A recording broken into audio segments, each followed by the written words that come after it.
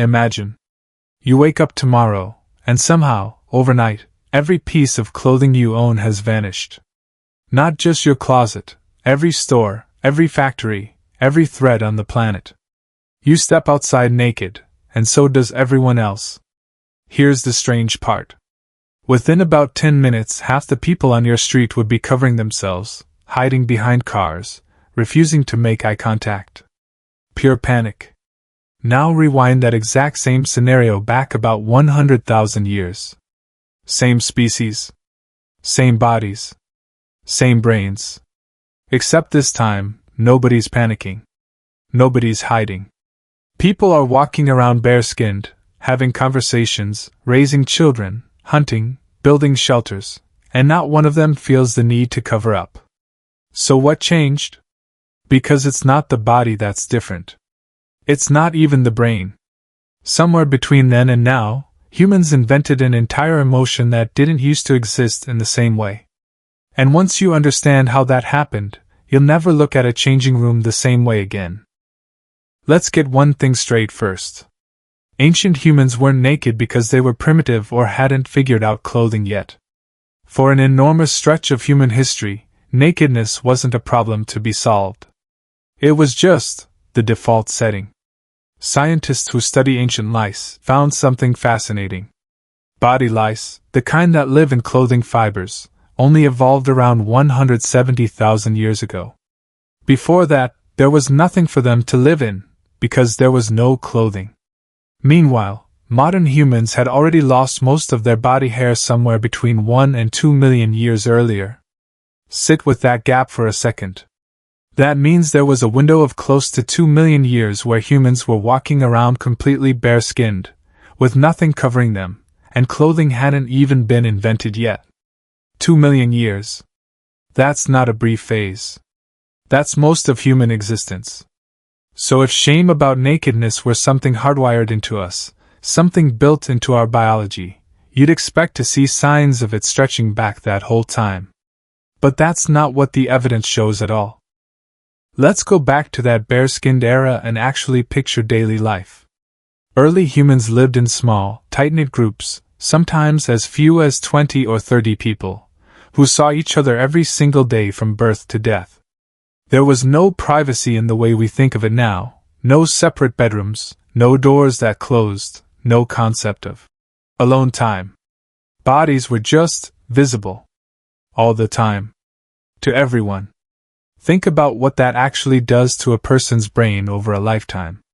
If you've seen every single body in your community since the day you were born, your parents, your siblings, the elders, the babies, your own reflection in still water, there's nothing left to be surprised by. Nothing to whisper about. Nothing forbidden, because nothing was ever hidden in the first place. Here's where it gets interesting though. Anthropologists who've studied still existing naked or semi-naked societies in the modern world, small groups in the Amazon and parts of Africa who maintain traditional lifestyles well into the 20th century, found something that completely contradicts what most people assume. These communities don't report feeling shame about their bodies. At all. What they do feel shame about is completely different from what you'd expect. In several of these cultures, the actual taboo isn't nudity, it's eating in front of strangers, or being seen without specific ceremonial markings, or breaking a social rule about who speaks first in a conversation. The shame existed. It just wasn't pointed at the body. That's the first clue that something's off about our modern assumption. Shame isn't really about nakedness itself. It's about whatever a specific culture decides is worth hiding. And for most of human history, the body simply wasn't on that list.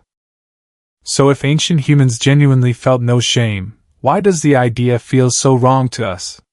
Why does even imagining yourself walking outside naked right now trigger actual physical discomfort? This is where it gets a little uncomfortable, because the honest answer is, you were taught to feel that way. Not through one lesson, but through thousands of tiny moments, starting before you could even talk.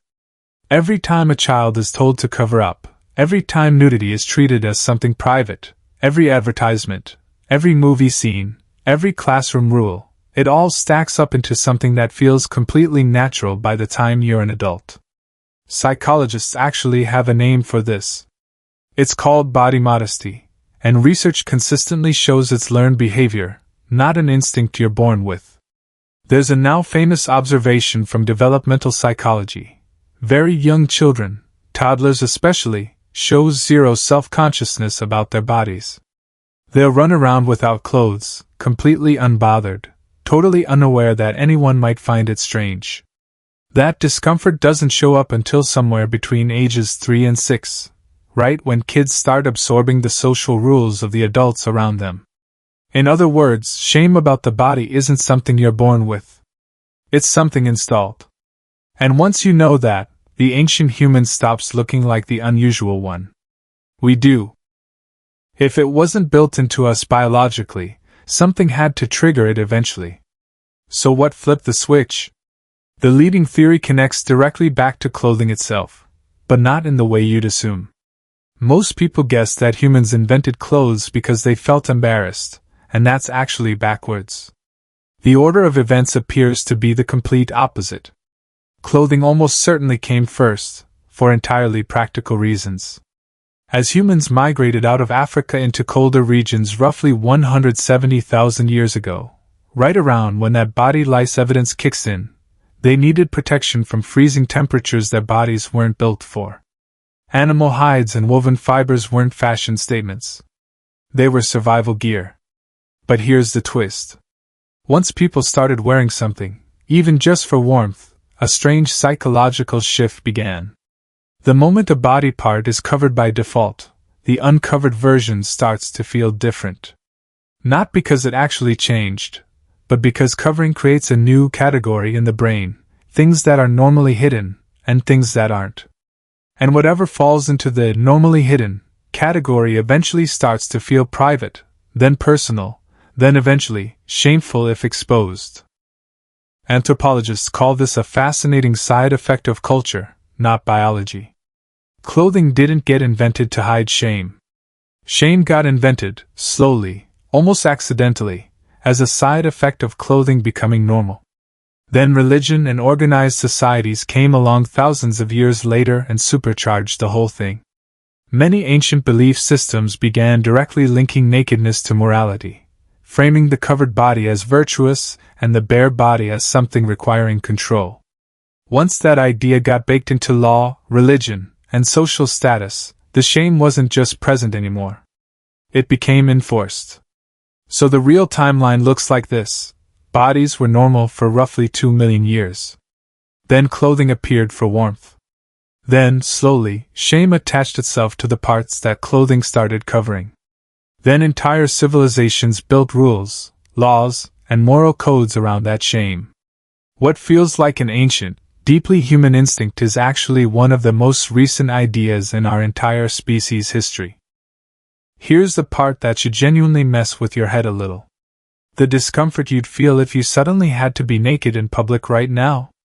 That's not your biology talking. That's roughly 170,000 years of cultural conditioning layered on top of nearly 2 million years where it simply didn't exist. You are running software that's a tiny fraction of your species' actual operating history. This explains something else too, why body shame varies so wildly across different modern cultures even today.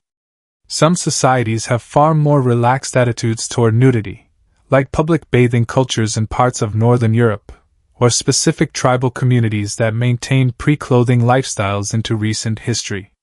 If shame were truly hardwired biology, you wouldn't see that kind of variation. You'd see the same universal reaction everywhere. Instead, what you actually see is exactly what you'd expect from something learned, wildly different rules depending on where and when you happen to be born. None of this means modesty is bad, or that modern norms are wrong. Clothing serves real, practical purposes beyond warmth now: comfort, identity, protection, self-expression. That's not going anywhere, and it shouldn't. But it does mean the shame part specifically, the instinctive flinch, the deep discomfort, isn't some unchangeable law of human nature. It's a relatively recent invention. Which means it's also something that gets taught differently depending on the century, the culture, and the family you happen to grow up in. And here's the detail that ties this whole thing together. Some researchers studying ancient burial sites have found something unexpected, evidence that certain early human groups, even after adopting clothing for warmth, still buried their dead without it, stripped back to bare skin for the burial itself, as if returning the body to its original, unadorned state was the respectful thing to do. Think about what that implies. Even after shame around nakedness had started to creep in for daily life, there were still moments where ancient humans treated the bare body as something honest, natural, even sacred, not something to hide. The shame hadn't fully won yet. It was still competing with something older and more deeply rooted, the simple, ancient understanding that underneath everything, a body is just a body. So the next time you catch yourself feeling that instinctive flash of discomfort, remember what you now know. That feeling isn't ancient. It isn't hardwired. It's borrowed, picked up somewhere along the last couple 100,000 years, and it could have just as easily never existed at all. And if a feeling that strong can be entirely learned, it makes you wonder how many other, obvious, human instincts are actually just very old habits wearing a convincing disguise. If that question just got stuck in your head, you're going to want to see the next one, because it's even stranger than this.